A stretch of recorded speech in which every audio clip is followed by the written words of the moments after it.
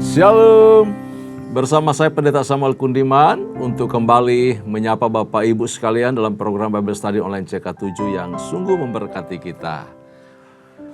Hari ini kita akan lanjut pembahasan kita dari Injil Markus pasal yang ke-11. Sebenarnya topik-topik yang ada di dalam Markus pasal 11 ini sudah pernah dibahas di Matius pasal 21. Namun beberapa hal perlu dijelaskan sehubungan dengan uraian waktu dari peristiwa di dalamnya, khususnya mengenai waktu Yesus masuk ke kota Yerusalem dan mendarai keledai, lalu kemudian dia masuk ke bait Allah, lalu menyucikan bait Allah, dan kemudian ada peristiwa dia mengutuk pohon ara.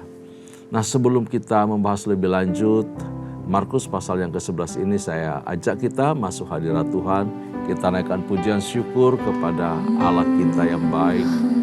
Terima kasih Tuhan. Terpuji nama. Haleluya. Terima kasih. Haleluya. Terima kasih. Kami bersyukur Hadirmu di tengah-tengah kami. atas kasih dan Kuasamu mengalir bagi kami. Haleluya. Hanya Kau Tuhan penolongku,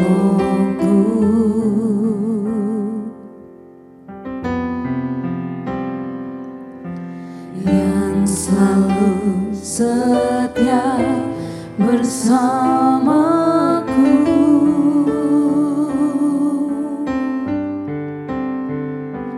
Kasih-Mu yang sanggup mengubah kehidupanku. Sungguh ku berserah, sungguh ku percaya kuasa-Mu terlebih besar.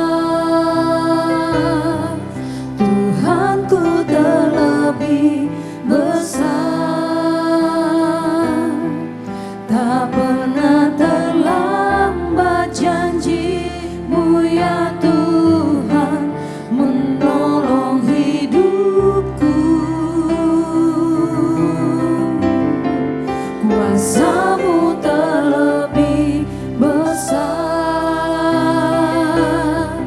Tuhanku terlebih besar. Tak pernah terlambat janji-Mu ya Tuhan pulihkan hidupku.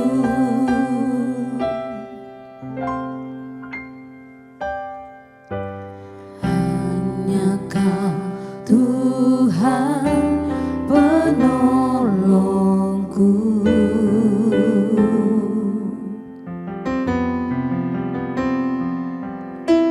yang selalu setia bersamaku.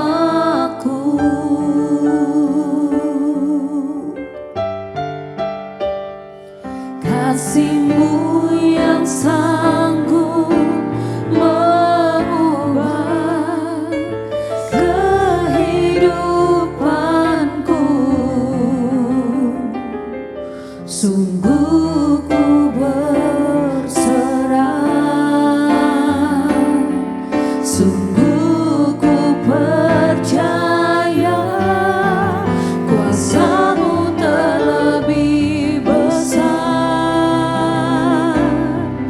Tuhanku terlebih besar. Tak pernah terlambat janji-Mu ya Tuhan menolong hidupku. Kuasa-Mu terlebih besar. Tuhanku terlebih besar. Tak pernah terlambat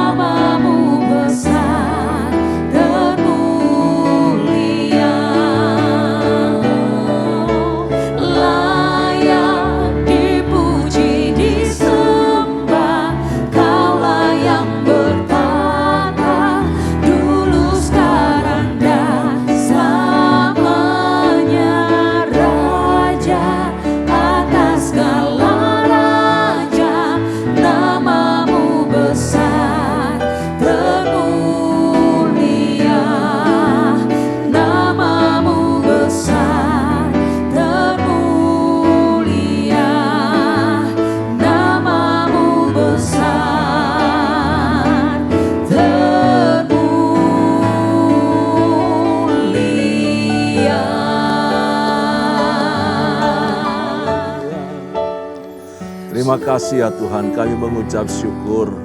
Engkau Allah yang dahsyat, Engkau Allah yang luar biasa, Engkau Allah yang hebat, Engkau penuh kasih setia dalam kehidupan kami. Kami sanjung tinggikan nama-Mu dalam seluruh keberadaan hidup ini. Terima kasih Bapa, Engkau hadir di tengah-tengah kami ketika kami belajar membaca dan merenungkan firman-Mu. Memberkati kami, urapi kami semua.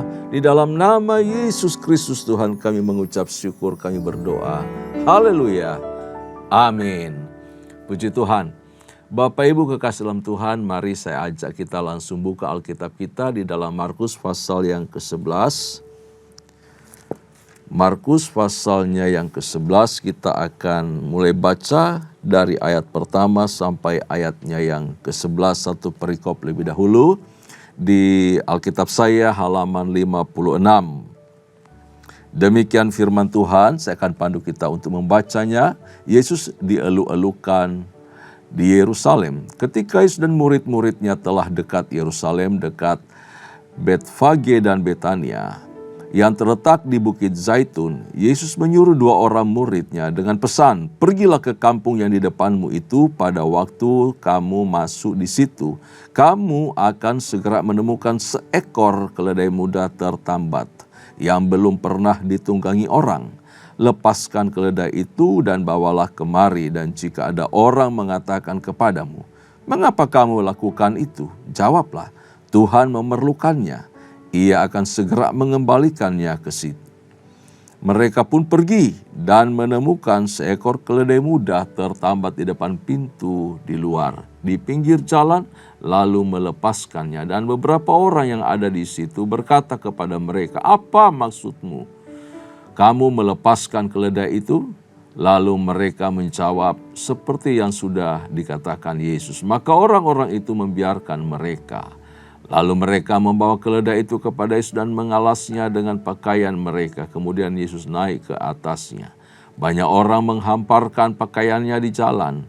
Ada pula yang menyebarkan ranting-ranting hijau yang mereka ambil dari ladang. Orang-orang yang berjalan di depan dan mereka yang mengikuti dari belakang berseru, "Hosana! Diberkatilah dia yang datang dalam nama Tuhan. Diberkatilah kerajaan yang datang. Kerajaan Bapa kita Daud, Hosana di tempat yang maha tinggi." Sesampainya di Yerusalem, ia masuk ke Bait Allah. Di sana ia meninjau semuanya. Tetapi sebab hari sudah hampir malam, ia keluar ke Betania bersama dengan ke-12 muridnya.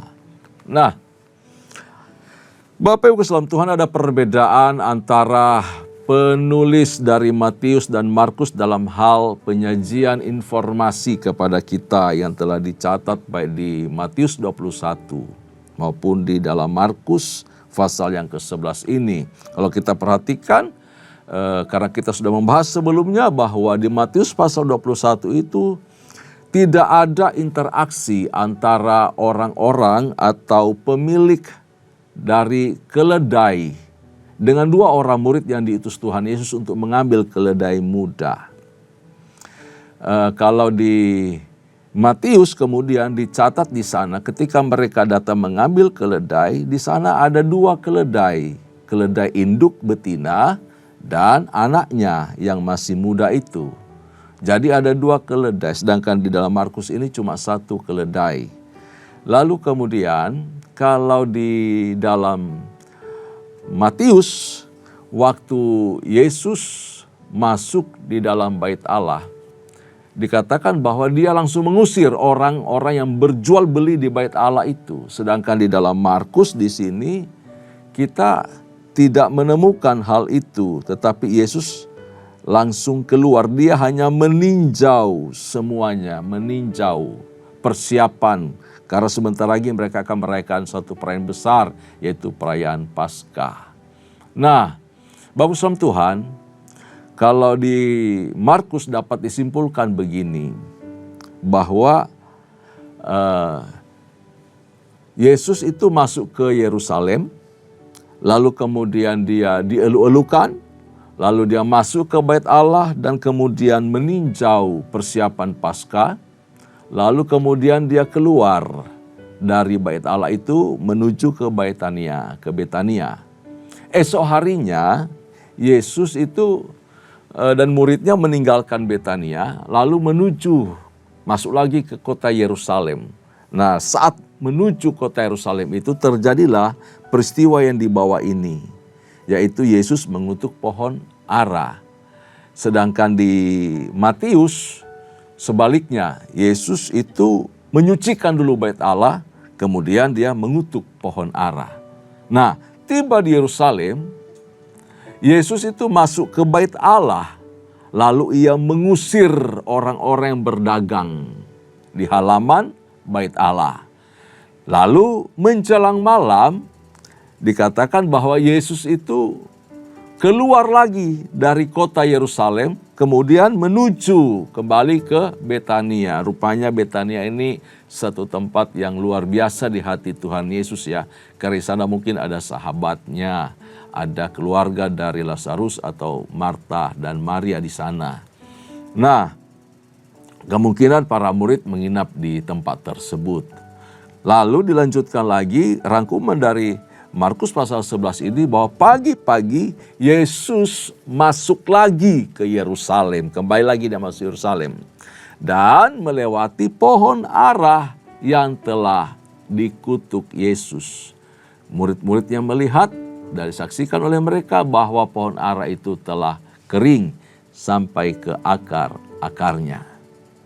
Nah, itu yang ditulis di dalam ayat 12, lanjut sampai 15, dan kemudian ayat 20 sampai ayat 26 mengenai peristiwa tersebut. Saya percaya Bapak Ibu sudah membaca bagian ini dan telah mengerti banyak tentang proses terjadinya kenapa pohon ara itu kemudian dikutuk oleh Tuhan Yesus. Saya ajak kita coba baca kembali ya. Yesus mengutuk pohon ara. Keesokan harinya sesudah Yesus dan ke-12 muridnya meninggalkan Betania, Yesus merasa lapar. Dan dari jauh ia melihat pohon ara yang sudah berdaun. Ia mendekatinya untuk melihat kalau ia mendapat apa-apa pada pohon itu. Tetapi waktu ia tiba di situ, ia tidak mendapat apa-apa selain daun-daun saja. Sebab memang bukan musim buah ara. Maka katanya kepada pohon itu, jangan lagi seorang pun makan buahmu selama-lamanya. Dan murid-muridnya pun mendengarnya. Yesus menyucikan bait Allah. Lalu tibalah Yesus dan murid-muridnya di Yerusalem. Sesudah Yesus masuk ke bait Allah, mulailah ia mengusir orang-orang yang berjual beli di halaman bait Allah. Meja-meja penukar uang dan bangku-bangku pedagang merpati dibalikannya, dan ia tidak memperbolehkan orang membawa barang-barang melintasi halaman bait Allah. Lalu ia mengajar mereka, katanya, bukankah ada tertulis rumahku akan disebut rumah doa bagi segala bangsa? Tetapi kamu ini telah menjadikannya sarang penyamun. Imam-imam kepala dan ahli-ahli Taurat mendengar tentang peristiwa itu, dan mereka berusaha untuk membinasakan dia, sebab mereka takut kepadanya. Melihat seluruh orang banyak takjub akan pengajarannya. Menjelang malam, mereka keluar lagi dari kota. Lanjut ayat 20, pagi-pagi ketika Yesus dan murid-muridnya lewat, mereka melihat pohon ara tadi sudah kering sampai ke akar-akarnya. Maka teringatlah Petrus akan apa yang telah terjadi. Lalu ia berkata kepada Yesus, Rabi, lihatlah, pohon ara yang kau kutuk itu sudah kering. Yesus menjawab mereka, percayalah kepada Allah. Aku berkata kepadamu, sesungguhnya barang siapa berkata kepada gunung ini, beranjaklah dan tercampaklah ke dalam laut, asal tidak bimbang hatinya, tetapi percaya bahwa apa yang dikatakannya itu akan terjadi, maka hal itu akan terjadi baginya. Karena itu aku berkata kepadamu, apa saja yang kamu minta dan doakan, percayalah bahwa kamu telah menerimanya, maka hal itu akan diberikan kepadamu.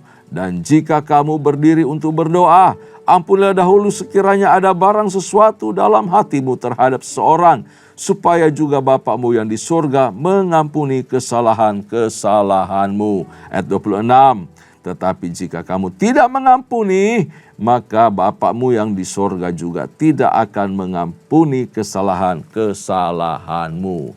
Nah, Bapak Ibu saudara Tuhan, kita mulai dari hal pohon ara, bahwa pohon ara itu merupakan gambaran dari bait Allah atau Israel itu sendiri, yang memiliki terlalu banyak upacara, ibadah, terlalu banyak hukum, terlalu banyak liturgi di dalamnya. Dan para imam yang melayani begitu banyak sampai digilir, ya, setahun dapat sekali, itu sudah puji Tuhan, kira-kira begitu.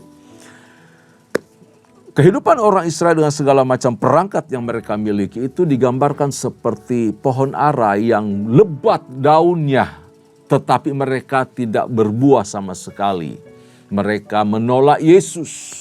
Digambarkan bahwa hal itu ketika penolakan kepada kebenaran, penolakan kepada rencana Allah, penolakan kepada pribadi Yesus itu digambarkan seperti pohon ara yang tidak berbuah. Nah, yang kedua, bukan cuma gambaran terhadap umat Allah Israel di masa itu, pohon ara ini juga adalah gambaran dari gereja Tuhan dan orang-orang Kristen yang lebih mementingkan hal-hal lahiriah sepanjang hidupnya. Bahkan mengiring Tuhan pun selalu memikirkan perkara-perkara lahiriah daripada memikirkan pekerjaan Allah. Hal-hal yang rohani, hal-hal yang kekal. Mereka aktif melayani, mereka aktif beribadah, tetapi tidak pernah lahir baru. Mereka bangga dengan kegiatan-kegiatan gereja. Mereka bangga dengan hari raya gereja, hari raya umat Allah. Tetapi mereka tidak pernah lahir baru. Pikiran mereka ditutupi oleh bentuk kedagingan, oleh segala hawa nafsu keinginan duniawi. Hati mereka dilingkupi oleh segala perkara-perkara yang sifatnya sementara tak pernah tertuju kepada Allah. Hidup mereka tidak pernah ada di dalam pertobatan dan tidak ada pernah melahirkan buah-buah kebenaran di dalamnya. Ini posisi yang sangat berbahaya bagi orang Kristen. Yang ketiga, pohon ara juga merupakan lambang atau simbol dari murid-murid Tuhan Yesus yang saat itu menuju kepada mereka sendiri, bahwa mereka tidak pernah memahami maksud dari perumpamaan itu. Mereka tidak memahami maksud yang sedang Yesus pertontonkan kepada mereka.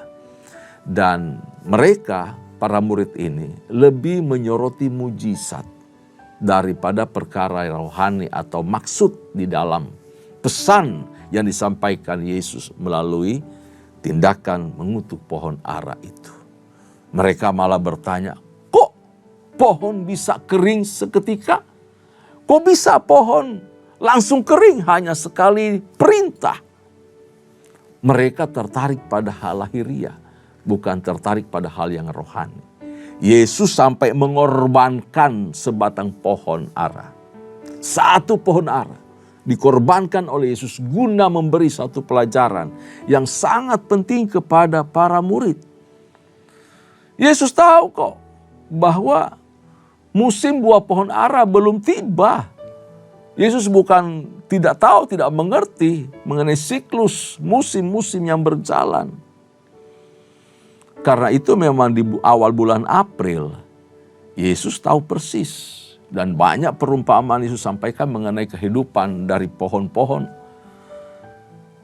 Jadi Yesus tahu, bukan tidak tahu sama sekali, lalu kemudian sengaja dan seperti tak berperi kehidupan ya, tidak punya perasaan, tega-teganya mengutuk pohon ara. Atau mungkin orang berkata, sekiranya pohon ara itu bisa berbicara, mungkin dia akan protes. Apa salahku? Apa salah diriku Tuhan? Sampai harus kau kutuk. Nah ini, kalau pohon ara bisa berteriak, mungkin dia akan menyampaikan hal itu.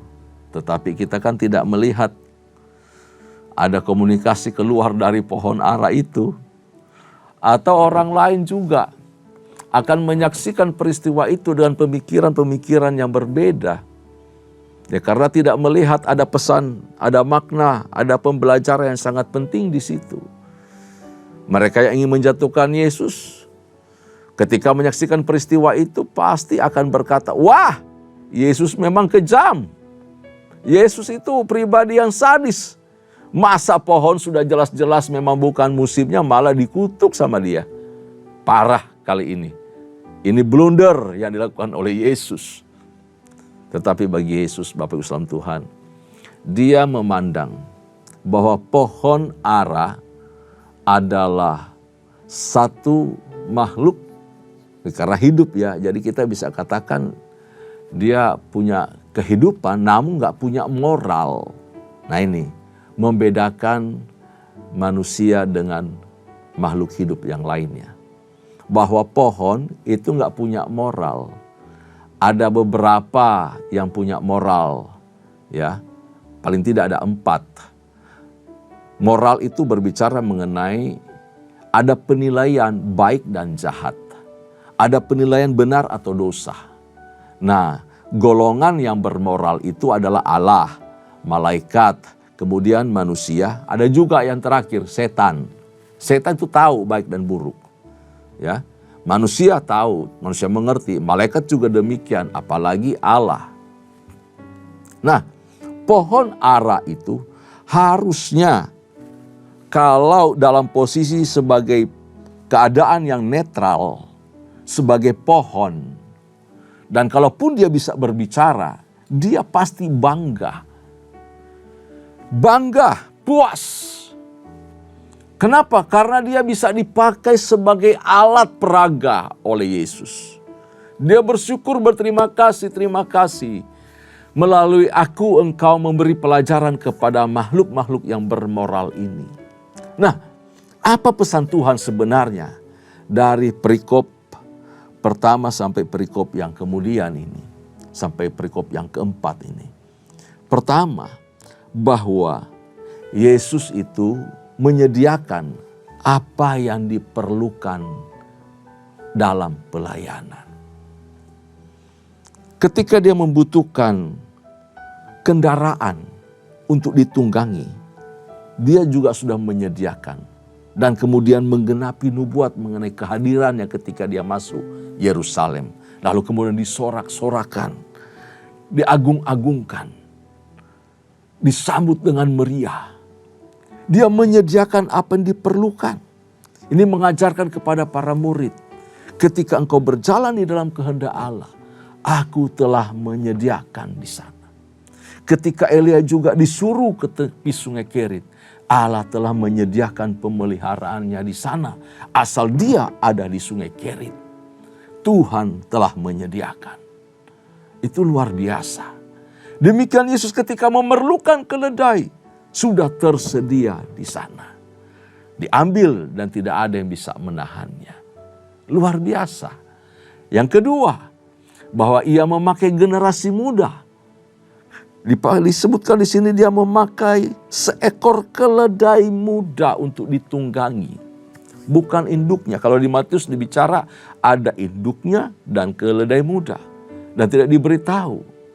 Tapi dikasih tahu kepada kita bahwa ia ingin memakai keledai yang belum pernah dipakai. Jelas itu bicara mengenai keledai muda, keledai anak.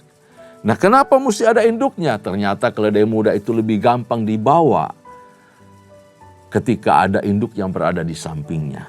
Ini proses pemuritan yang berjalan. Ada pemimpin, ada yang dipimpin, sama-sama belajar. Pemimpin akan menuntun, akan membimbing, lalu kemudian yang dipimpin harus bersedia rendah hati untuk belajar. Nah, Bapak Islam Tuhan, generasi muda dipakai oleh Tuhan. Sekalipun mereka dianggap tidak berpengalaman, tetapi Yesus mau memakai mereka. Seiring perjalanan waktu, mereka akan melihat bagaimana Tuhan menuntun menyertai mereka. Tuhan memakai generasi muda, anak-anak kita, anak remaja, anak muda. Siapkan dirimu, siapkan hatimu, sebab Tuhan mau memakai kita. Sama seperti keledai muda ini, Tuhan mau tunggangi, Tuhan mau pakai sebagai alatnya.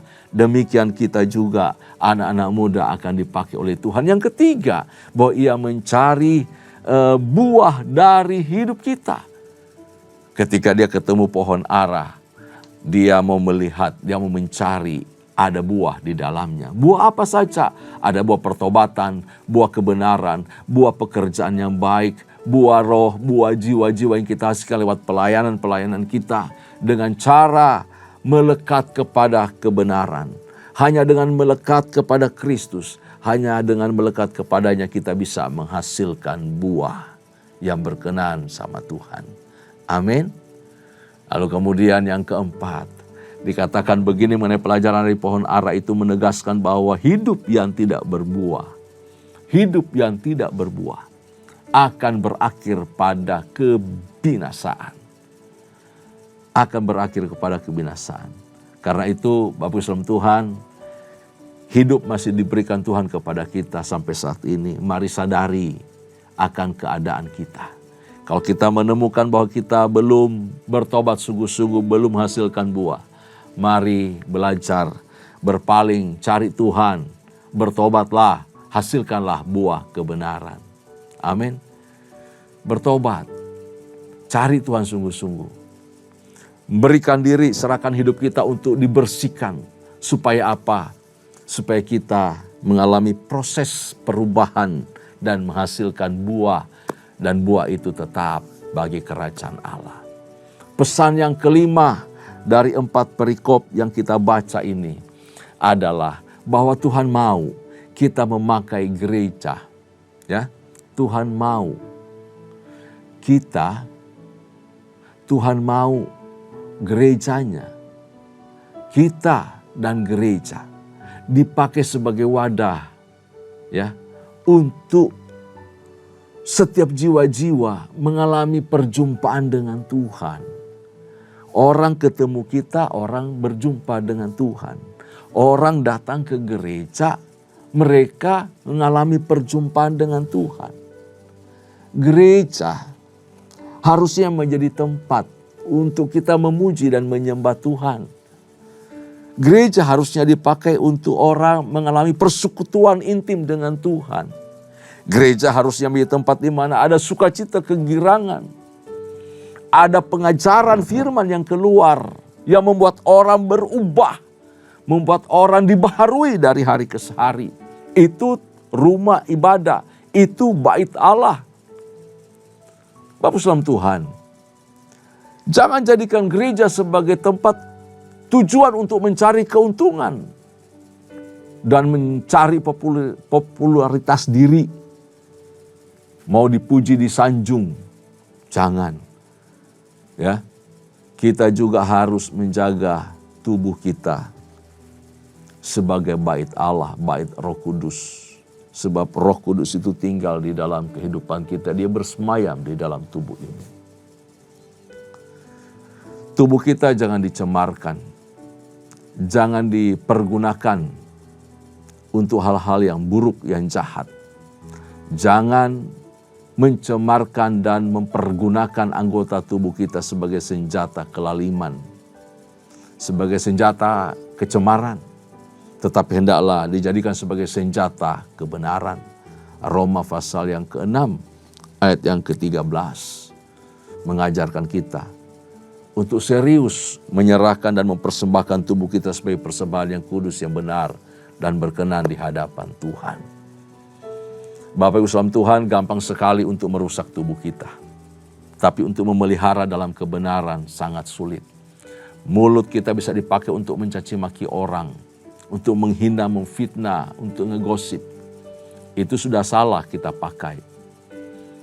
Kaki kita melangkah ke jalan yang salah, jalan yang keliru, tangan kita tidak kita pergunakan dengan benar, mencuri, membunuh, membinasakan.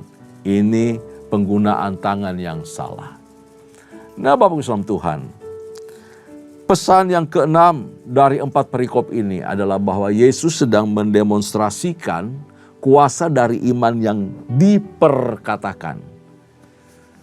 Sekali lagi, Yesus sedang mendemonstrasikan kuasa dari iman yang diperkatakan. Iman itu adalah respon positif kita terhadap apa yang telah Tuhan sediakan melalui anugerah-Nya. Respon kita terhadap firman. Respon kita terhadap tindakan Yesus di kayu salib. Itu iman. Respon kita terhadap karya Allah, rencana Allah, kehendak Allah bagi kita. Itu semua anugerah Allah. Dalam hal ini, iman itu berbicara adanya kesepakatan hati terhadap kebenaran. Ketika kita katakan, yes, saya percaya, akan tumbuh iman. Nah gitu. Kemudian ditambah dengan kebergantungan kita kepada Tuhan. Maka firman yang kita katakan amin, ya saya setuju, ya saya aminkan firman-Mu. Maka kita punya kata-kata yang penuh kuasa. Kata-kata yang penuh kuasa. Mari sama-sama katakan dengan saya. Tidak ada yang mustahil. Amin. Tidak ada yang mustahil. Hari ini akan terjadi perubahan di dalam kehidupanku. Maka setiap kata-kata yang diperkatakan dengan penuh iman itu akan mempengaruhi pikiran, hati dan tindakan kita. Kita bergantung kepada Tuhan oleh karena anugerah-Nya memampukan kita untuk dapat berubah dan melakukan kehendak Tuhan dengan benar. Amin. Nah, yang ketujuh, apa pesan Tuhan? Kesimpulan dari 4 perikop yang kita baca. Bahwa Allah menginginkan kita untuk terus bertumbuh di dalam kebenaran-Nya. Untuk hidup di dalam kasih karunia-Nya. Kita jangan menyimpang. Kita jangan lari. Jangan menghindar. Jangan protes juga ketika ada hal-hal tertentu yang tidak sesuai dengan apa yang kita inginkan. Bapak Islam Tuhan, dari 4 perikop ini lanjutkan 1 perikop berikutnya. Mengenai bagaimana pertanyaan mengenai kuasa Yesus itu terjadi. Ketika para murid itu bertanya mengenai kok bisa pohon ara langsung mati. Ya. Kok bisa terjadi demikian? Lalu Yesus berbicara bahwa hal itu bisa terjadi kalau kita punya iman yang sungguh-sungguh kita perkatakan dalam otoritas ilahi. Hal itu akan terjadi asal kita punya keteguhan hati, tidak goyah. Jadi ketika kita percaya sungguh-sungguh. Jangan bimbang, jangan goyah. Yakobus katakan orang yang bimbang tidak akan menerima apa-apa. Nah, Bapak Ibu Salam Tuhan, dalam tindakan iman itu, perlu ada satu hal yang sangat mendasar ketika kita datang kepada Tuhan. Di ayat yang ke-25 diajarkan, kita harus punya hati yang beres. Iman si iman, iya. Perkataan kita punya kuasa, iya. Tetapi Allah mau hidup kita beres. Jadi ketika kita datang kepada Tuhan banyak kali sesuatu menghambat. Doa kita tidak didengar oleh Allah. Apa yang kita imani tidak terjadi karena kita tidak beres hati, beres hidup. Kita ada masalah dengan orang lain dan tidak diselesaikan.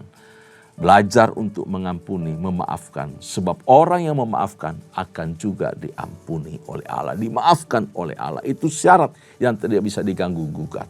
Dan ini penting sekali. Supaya apa? Apa yang kita doakan, apa yang kita perkatakan terjadi sesuai dengan iman.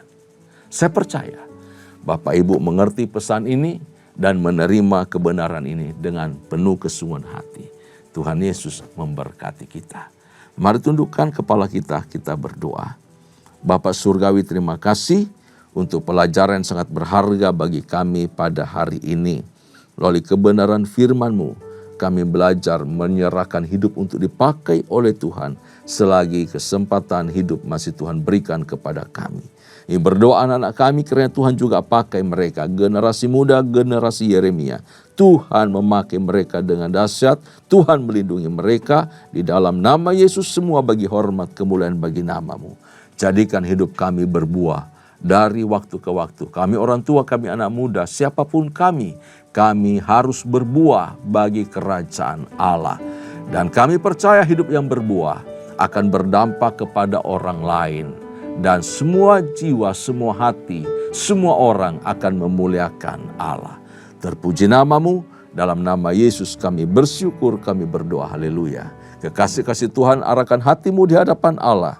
Terimalah anugerah serta berkat yang melimpah dari Allah Bapa, kasih sayang di dalam Kristus Yesus Tuhan, serta persekutuan yang manis dengan Allah Roh Kudus menyertai kita, mulai hari ini sampai parusia Tuhan datang pada kali yang kedua, bahkan sampai selama-lamanya. Setiap kita yang percaya sama-sama katakan, amin.